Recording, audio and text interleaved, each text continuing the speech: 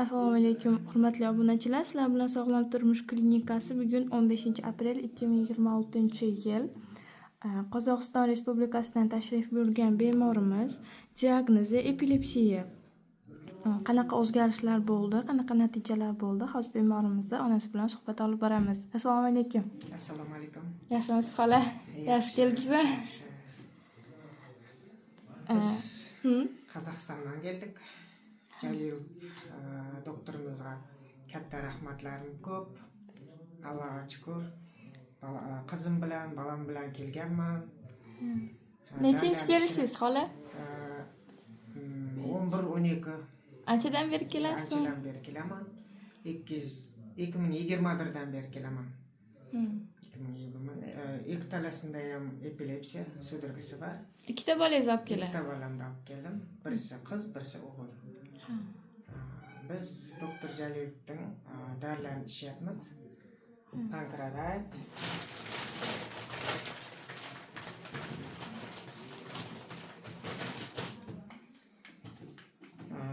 Neurarit, Epicurate, Pankreatit dorilarini ichyapmiz.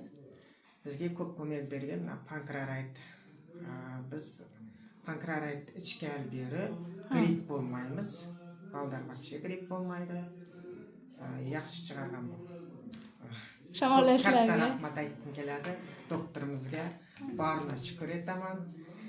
Baldarimga chipas tiyapti. Birinchi bir Allohimdan, doktorimizdan rahmat. Anaqa. Xola nechinchi kelganingizda o'sha effektini bildingiz?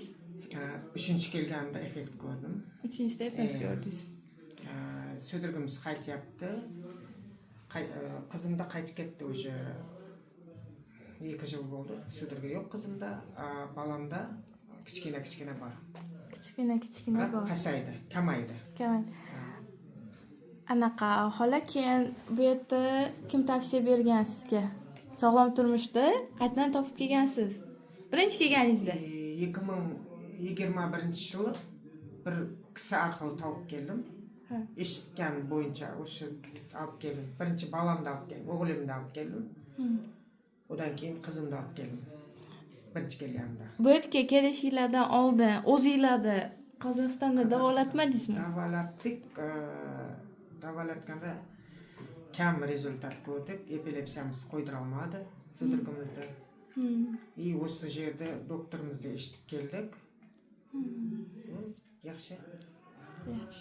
Bizni ko'rib turgan obunachilarimiz orasida shunaqa epilepsiya bilan qiynalayotgan bemorlar bo'lsa, nima tavsiya bera olasiz?